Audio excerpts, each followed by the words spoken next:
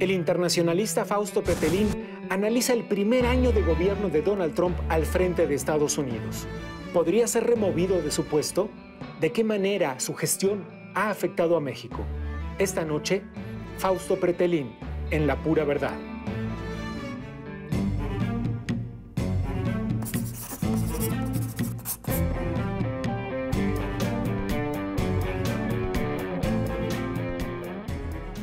A un año de que la gente lo eligió presidente de Estados Unidos, ¿Donald Trump ha resultado más ruido que escándalo real? ¿Cumplió todas sus amenazas, digamos? Las está cumpliendo.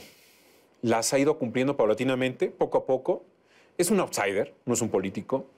Es un personaje que encontró la oportunidad justo en el momento de convencer a una masa, a una gran parte de la población que está enfadada con los políticos y que de alguna manera pues encontraron en él este outsider pues nada políticamente correcto, con un lenguaje totalmente de un peatón, un lenguaje distinto, un lenguaje que genera empatía, un lenguaje que le habla de tú a las personas, y las personas se identifican con él porque hablan como él, comen como él y dicen groserías como él son racistas como él.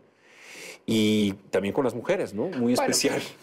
Y se aprovechó de una circunstancia, ya hemos hablado de eso aquí, de una especie de, aunque no está enunciado así, una especie de voto calificado. Es decir, el voto de todos los estados no vale igual, no todos tienen la misma cantidad de representantes, y aunque además recibió 2 millones de votos menos que Hillary Clinton. Pero esa no es la historia de hoy. Hoy nos interesa saber si Donald Trump es el peligro que la gente dice que es. Sí lo es, porque hay que recordar que mantiene en vilo al mundo. No es un diplomático, es un problema que tiene con Corea del Norte, es un personaje que tiene problemas con México, ¿no? Hay que recordar que no ha habido una visita del presidente mexicano a Washington desde que es presidente Donald Trump, ni Donald Trump a México. Es un presidente que ha mantenido sus promesas en contra de la Unión Europea, un presidente que sacó a su país del Acuerdo de París, ¿no? Un acuerdo importante en términos de ecología, en términos para el futuro del país, ¿no? Para el futuro del mundo en general. Sí. Está todavía manteniendo en vilo lo que es el muro fronterizo con México, lo cual pues es un elemento también que hay que considerar desde nuestro país, que es un agravio, ¿no? Y que de alguna forma puede ser un presidente barbaján, puede ser un presidente que sí ha mantenido, repito, parte de sus promesas, ¿no? Entonces, generalmente estamos acostumbrados a ver a un político en una campaña electoral lanzando promesas por aquí, promesas por allá, pero ya cuando se convierte en presidente cambia radicalmente. En el caso de Donald Trump sigue siendo el mismo. Pero aparecen nuevos elementos para estudiar, para analizar su gobierno. Y uno de ellos es, cada vez su familia más involucrada en espionaje, en reuniones secretas con los rusos, en la posibilidad de haber intervenido en la elección. Y entonces se fortalece esta idea del impeachment, del juicio político del que todo el mundo habla. Sí. ¿Es posible? Mira, relaciono con la primera pregunta que me hiciste. Es decir, ¿le está saliendo todo? No. En Estados Unidos se le ha complicado mucho porque la Cámara, tanto de representantes como en el Senado, pues le han puesto el pie. Es decir, bueno, pero esas son las reglas de la democracia. Esas son las reglas de la democracia, pero él no entiende esas reglas. Él no quiere jugar a esas reglas de la democracia. Por eso tiene empantanado muchísimas leyes, propuestas de leyes que ha hecho y órdenes ejecutivas. Hay que recordar que esta orden ejecutiva en contra de los países musulmanes, pues bueno, permanece todavía en vilo porque no, los jueces lo tienen entrampado, lo consideran como un elemento que no es constitucional, y eso no lo entiende Donald Trump. El impeachment podría llegar siempre y cuando vamos a empezar a pensar lo que va a suceder en noviembre del próximo año, en las elecciones intermedias, cuando los demócratas tendrán la oportunidad de asaltar el Congreso y decir, estos son nuestros escaños, lo ha hecho muy mal el presidente Trump y ahora nos toca a nosotros. Si eso va surgiendo, y se vincula con este cuestionamiento que tiene sobre su accionar cuando fue candidato republicano a la presidencia y cuando públicamente dijo y pidió a los rusos, por favor, intervengan, por favor, hackeen a todos los miles de correos electrónicos de Hillary Clinton, bueno, si progresa eso, podríamos hablar de un impeachment. ¿Por qué, si ha estado cumpliendo lo que prometió, digamos en términos generales, caen sus niveles de aprobación popular? Porque es un presidente que dividió al país, es un presidente que ya no está convenciendo inclusive a gente que votó por él, o está viendo problemas a nivel internacional, pongo el ejemplo de Corea del Norte, que no sabemos qué puede llegar a pasar, y quizás esos son ya un poco más reticentes y están cuestionando sus acciones. Empezó mal, empezó con un porcentaje por debajo del 50% de aprobación, y eso evidentemente ha ido, pues, es un personaje muy vulnerable, ¿no? Que de alguna manera, pues, mucha gente lo empieza a castigar. Eso no significa que le vayan a quitar de la noche a la mañana todo el apoyo y todos los votos que le dieron, ¿no? Entonces vamos a ver cómo entra en un proceso en su segundo año, ¿no? En un proceso en donde pues tratará de convencer y quizás a esas personas que ya le retiraron su apoyo de que regresen a apoyarlo.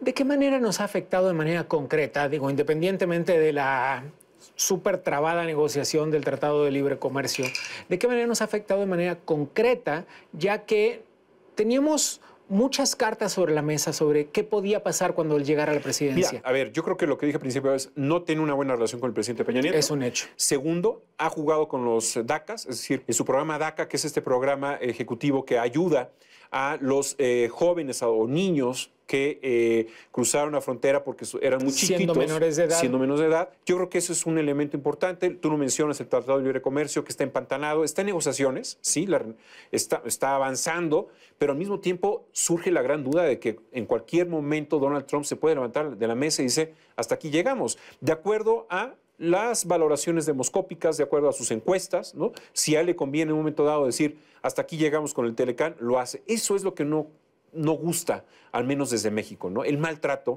la poca comunicación, somos vecinos. Lo que hemos visto es que México resultó muy fuerte en la negociación finalmente, es decir, había muchas especulaciones y después de 23 años de Tratado de Libre Comercio, en efecto había cosas que ajustar y México parece estar bien parado en esa mesa de negociación. Sí, yo creo que lo ha hecho muy bien, técnicamente ha sido depurada la negociación, ha marcado sus propias líneas rojas. Y quizás eso ha disgustado mucho a los estadounidenses. Creo que México ha hecho buen equipo con Canadá. Empezamos no tan bien con Canadá, pero creo que hemos recobrado la confianza a los dos países. Y eso es un elemento a considerar, ¿no? Yo creo que hay argumentos sólidos que defienden la permanencia del Tratado de Libre Comercio, que se demuestre económicamente y financieramente hablando que sería absurdo romper con el Telecán. Pero bueno, esos son cuestionamientos y esos son elementos que quizás Donald Trump sí lo entiende, pero no le interesa. Creo que rebasa su lógica de toma de decisiones, los elementos racionales, los elementos numéricos, los elementos económicos. Si a él le conviene echar para abajo el Telecán, lo va a hacer. Tendremos quizás un plan B, es decir, si se rompe el Telecán, estaremos con Canadá presentes. Pero además, aún con el Tratado de América del Norte caduco, digamos, tenemos muchas posibilidades, porque eso no implica que dejaremos de hacer negocios con Estados Unidos. Implicará un arancel extra, pero no significa que de la noche a la mañana se bajan las persianas y no tenemos más intercambio comercial. Es un buen punto. Y quizás, ¿no? Pasarán 2 años ya cuando se vaya Donald Trump y vuelva, ¿no? Las negociaciones a un Telecán ya mucho más serio, con un presidente mucho más serio que él, ¿no? Hablemos de cómo y por qué fue cayendo esta imagen pública de Donald Trump. Posiblemente hayan contribuido a esta caída en la imagen pública, a la opinión pública, retirándole el apoyo, a que se ha enfrentado con la comunidad artística de Estados Unidos. ¿Crees que eso tuvo que ver? Mira, yo creo que hay un elemento muy importante que marca un antes y un después de Trump ya en el ejercicio del poder. Es Charlottesville, ¿no? Es decir, este acontecimiento donde hay un choque ahí entre la gente radical, ¿no? Neonazis, que quería manifestarse y se encuentra con un bloque, ¿no? De opositores. Dice, a ver, esto no aplica en Estados Unidos, ¿no? Hay una diversidad muy rica. Hubo un muerto, un atropellado, y eso habla de que un presidente empezó a someterse a juicio a muchos estadounidenses. Decir, tenemos un presidente que es racista. En época de la globalización, en el siglo XXI, es increíble, ¿no? Ahora, lo que tú mencionas también es posible, ¿no? Es decir, este circuito artístico de Hollywood, que tiene mucha influencia, tiene mucho poder en Estados Unidos, está en los medios, está en los cines, me parece que se metió con un enemigo muy complicado, porque es un enemigo que convence fácilmente a la población. Es un enemigo muy mediático, quizás no tan poderoso desde el punto de vista económico o político, pero sí un gran influyente de la opinión pública. Influye, pero se metió con el New York Times, se metió con el Washington Post, contra CNN, CNN, que mucha gente no los quiere, estos medios, ¿no? Los cuestiona, porque son los medios que llegan a las élites, a los que toman decisiones, a Wall Street. No llega al peatón. El peatón no lee, así el promedio, este tipo de periódicos. Pero evidentemente Hollywood, con la gran influencia en medios de comunicación, pues tiene ese poder de convencimiento, ¿no? ¿Terminará su mandato?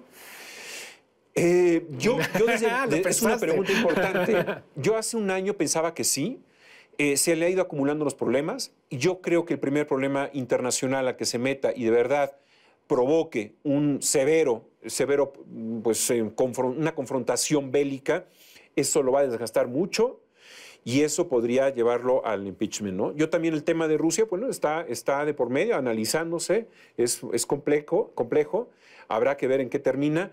Y sobre todo, y la parte importante, es saber qué van a hacer los demócratas cuando ganen posiblemente las elecciones intermedias, qué van a hacer con Trump.